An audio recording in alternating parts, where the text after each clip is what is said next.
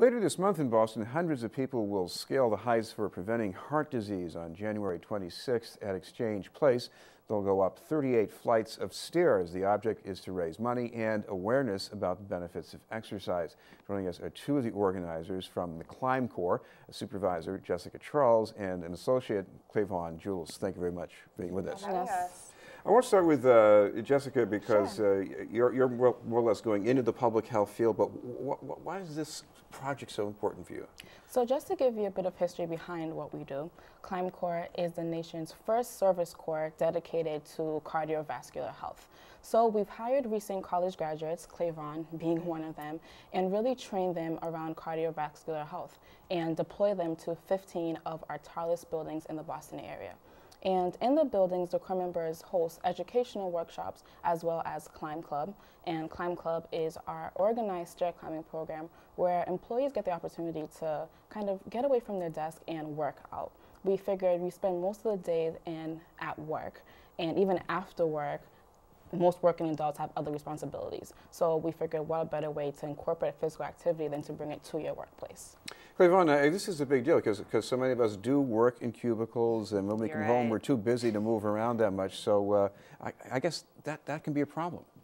It definitely can, as heart disease is the #1 killer, yet 90% preventable. And one of the main ways of reducing your risk of heart disease is by incorporating exercise and changing your dieting lifestyle. So us as ClimbCorps associates, you know, we go in and we kind of serve as just motivational and inspirational people to those tenants in the workplace. And so we allow ourselves to become those avenues to transform the stairwells into fitness venues for them.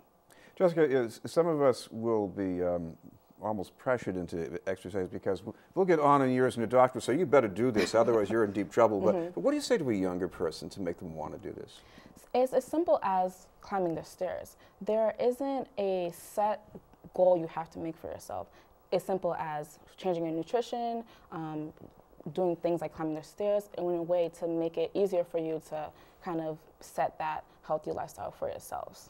Clevanne, one of the things I do remember from being younger is that if you're not used to exercising, you're going to feel like you're terribly out of shape. You feel like you can't do much. You feel like you can't even run one block down the street. Right. But after a little while and a little practice, you feel quite different. And that's absolutely correct. What we always recommend to all of our climbers is that you start off slow. So even if it's 3 flights of stairs a day, that's all you really have to do, because long term, if you actually climb 2 flights of stairs every day, it can result in a 6 to 10 pound weight loss over the course of a year. So it starts really, really small.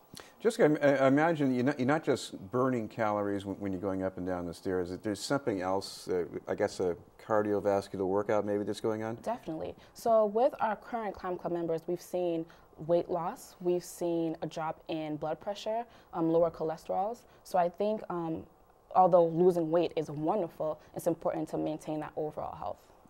I guess when people get involved in these groups, talk a bit about the chemistry going on here, because people aren't just going up and down the stairs. I guess they're talking to each other, maybe encouraging each other. We're definitely encouraging them along the way. So what we have in the stairwells are motivational signs as well as fitness workouts, so that they really do get a full body workout, because as you go up the stairs, you're mostly working your lower core and your lower extremities, but often individuals want that full body workout, so we do have those along the way for them. And the motivational signs kind of serve as a way to just kind of keep them pushing along the way as well. Jessica, people tell you things about how this makes a difference with them in some way that's noticeable? Definitely. So again, I want to bring it back to our climbers, because they are the ones who really help us create this program. And we've heard stories of people just feeling more confident in themselves. The stairways are an easy way to work out. You don't have to pay for a gym membership, and you can just go outside of your house and do it anywhere, really. So people are really appreciative in the fact that they can do something that's so accessible and so easy to do.